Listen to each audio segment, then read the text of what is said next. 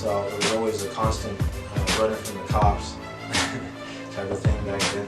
Yeah, what was your worstest crime that you committed that took you to prison? Well, the one that took me to prison was the grand theft and vandalism. But my worst crime, I thought I was going to be 10 years for.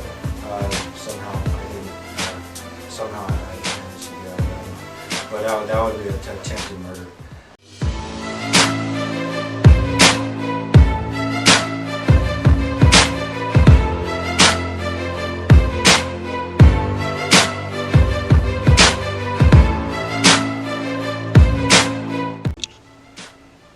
Yeah, what's your name? My name is William Tobin. How old are you? I'm 37 years old. Yeah. Where'd you grow up in? I grew up in a town called Vacaville. It's in between Sacramento and San Francisco. It's a little white suburban town, I call it. How many siblings in your family? I have 2 siblings. I'm the oldest. I have a sister that's a year and a half younger than me and a brother that's 4 years younger than me. How was your relationship with your father and your mother and your siblings growing up? I thought my relationship was pretty well. I was close to my dad, and our family was pretty tight-knit. My parents were very protective of us and wanted us to, stay in school and grow up to be, good kids, per se. I was probably a little closer to my sister than I was my brother, because he basically, we had different interests growing up, so there was this little sibling struggle there. Yeah. Can you share with me what are some of the, I would say, problems or issues that you went through with your family, if you had any? Nothing abnormal, I would say. I always had insecurity issues. Stuff like that. Pretty normal stuff growing up, I guess. It hit me pretty hard when my parents actually had split up when I just turned 18, and that hit me pretty hard.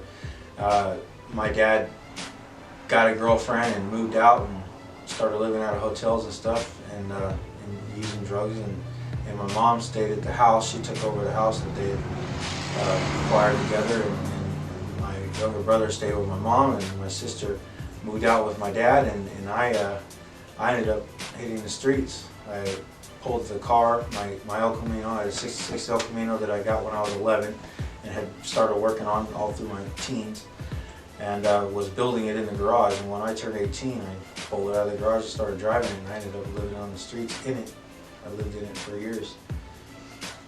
Can you share with us what took place after you went onto the streets?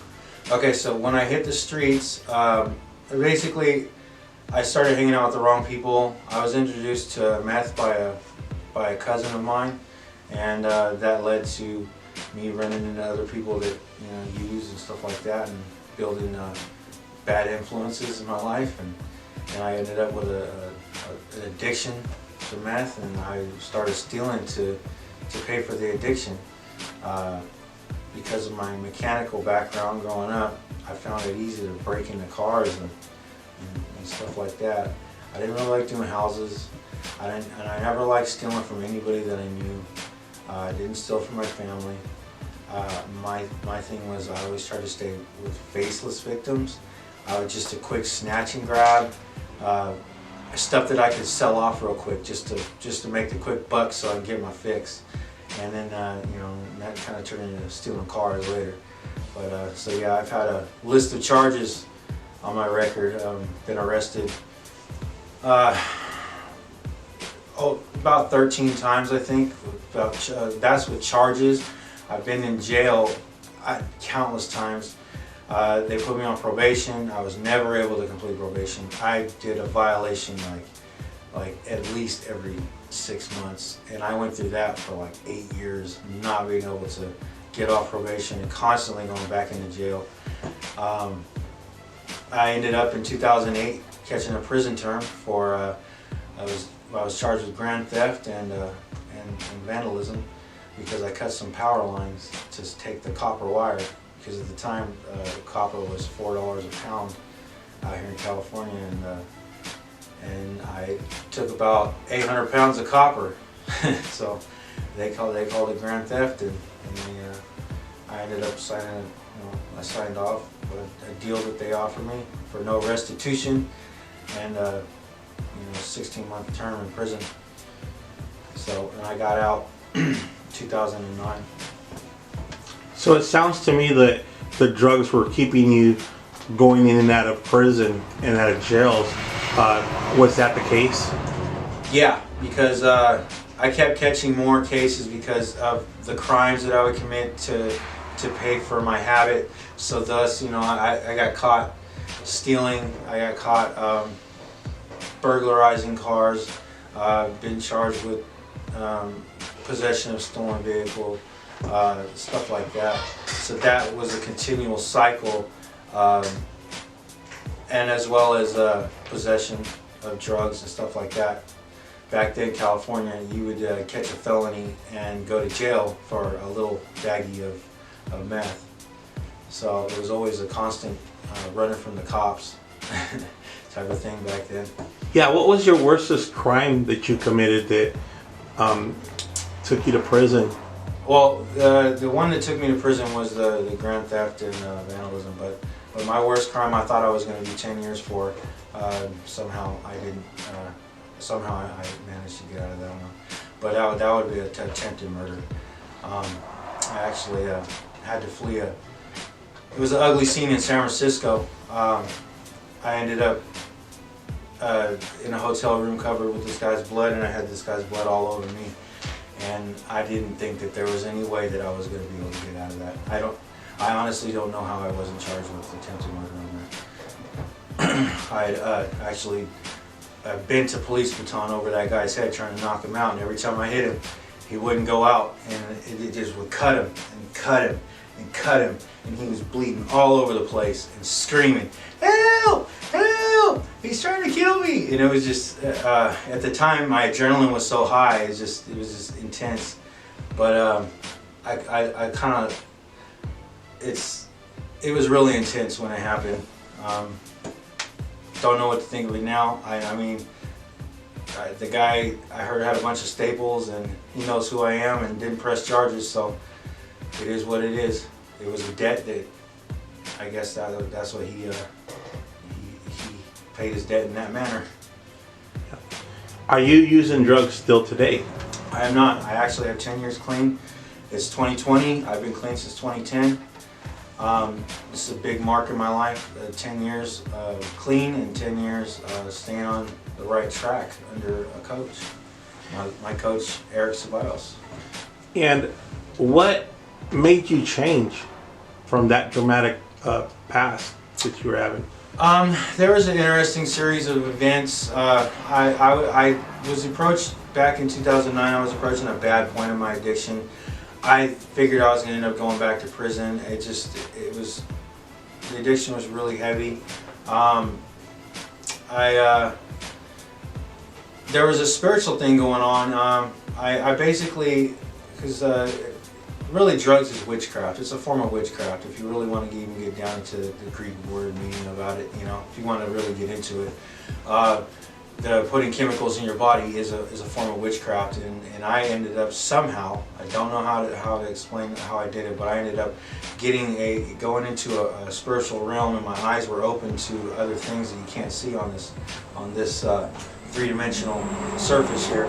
I was having demons manifesting. They knew that I could see them, and they were feeding on that, and they were tormenting me. They were doing things to me. They were doing things to the house that I was staying in. They would scratch the windows. I mean, like, there was all kinds of paranormal activity going on in the house, and I knew it wasn't human. It was definitely pure evil. So it brought me to the point to where I was losing my mind, because they were tormenting me so much and feeding on that fear, and it just fed them, and then they were just antagonizing more and more and more. And it brought me to my knees. It's like, there's got to be a God, because obviously if there's evil at this level, there's got to be goodness to fight this. So it literally brought me to my knees, and I just cried out with an open heart, "God, I need you to hear me. I can't handle this. Rescue me from this." And And the interesting thing was, right there where I was at, I was kind of sealed in the room, and there was this awesome, powerful spiritual presence that came in, and I believe it was the angels from the heaven above, and actually protected me, and they actually cleared all those demons out of there, and they closed. There was a porthole in that backyard, and they closed that gate that they were coming out of, and from that point, that spiritual heaviness that was on me from the torment that they were bringing onto me was lifted, and I just felt 50 pounds lighter, and it just the experience that I went through, it left me with a vivid undeniability that there really is evil and good, and that God is real. So that brought me to the point to where I knew that I had to follow Him, my God, and I actually cried out again. I said, I need you to let me know what you need me to do. And He actually brought me to a church, and through another ministry called Joshua and Caleb, which was the older generation meeting up with the younger generation. I went in as a member of the younger generation, and I was met up with my mentor, Interveiw. And how is your life now from before? Like, what is the things that you're doing different today that you can share with the audience? Different. Everything is different. Everything is different. I went from trying to do a 9-to-5 job, $10 an hour warehouse work, to building the confidence in myself that, you know what, I want to start something on my own and work full-time in ministry. So I just grabbed a lawnmower and a weed eater and started knocking on doors, and was like, I'll mow your lawn for a donation. Whatever you feel my job is worth, give me that. And I just started that way, and I built a clientele and started a landscaping business literally with a lawnmower and a weed eater that I had saved up, you know, just like $5, $10 here and there from each, you know, paycheck through the other warehouse work I was doing, because I knew I was going to do something different than that. So I was saving every little bit that I could, and we got these pieces of equipment, and I just started with, you know, just the sweat of my brow, knocking on doors, mowing lawns, and started a landscaping business. From there, got the opportunity, you know, just from working hard, we ran into the opportunity. We had this, we just stumbled on it. We were blessed with this shop, a double bay with the air compressor and a lift for, you know, a phenomenal price, you know. So we just invested whatever, got together everything that we had and put into that, and was able, from there, I was able to start working on cars again, which is what I grew up doing. So I was able to start building back to what I knew. What were some of the things that your mentor taught you that helped your life change? Well, we've been through the 5-point treatment. There's a lot of areas, of course, you know, breaking the addictions, you know, character development. It's just, that's a continual progress in my life. It's never ending. It's always improving. There's no matter how good you think you are, there's always a step above that you can continue to build on. And I'm always striving to better myself in everything that I do. I love the saying, the way you do anything is the way you do everything. I love that saying, and I keep that in me, and I always practice that in everything that I do. And when you strive for excellence in every little thing that you do, doors open, things happen for you that you can't predict. So it's good just to continue to striving to do something better at all times. Always try to do with diligence. Diligence is one of the big character traits that we teach. Through due diligence, you know, amazing things can happen in your life. Always working on that. Great. And where do you see yourself going from now to the next 5-10 years? Well, we're building a university. So just like when we started with nothing, when all I had was a lawnmower and a weed eater, and we ended up building a full landscaping business, you know, right now, the next 10 years, we're gonna, from nothing, again, build a university. And people might not think that it's gonna happen, but it's gonna happen. You know, so that's the next 10 years. That's what we're doing is we're spreading the word and the vision, and we're getting people to help us and just make this happen. We want to help other people. That's what's in our hearts. We want to help other people that don't know how to get what they want in life. You know, and us coming from a background of oppression to breaking through and becoming something, you know, that's unstoppable. We have to give back. We have to, through everything that we learn, we need to continue to help others. Share some of the businesses that we've opened in the last 10 years that we've opened and used and tried and had to close and open, and you know, share some of those. We tried a lot of things. You know, we had a piñata store. We had a good one that we did that got us going too, along with the landscaping. It was actually alongside the landscaping to help us get our goals, was a thrift store. You know, the thrift store, we started off same thing, asking for donations, knocking on doors. Will you help donate to our men's home? Will you help donate to, because we had a men's home and a teens home. So we were working with, you know, at-risk people, you know, and asking for donations to help the cause. And we started a thrift store through getting those donations. And we started off just utilizing our garage. We had a bunch of clothing racks that we got donated to us, and we were hanging the clothes. And every weekend, faithfully, Friday through Sunday, we were out there. Rain, you know, rain or shine. Rain, we pop up a tent. Sun, we were out there in the sun.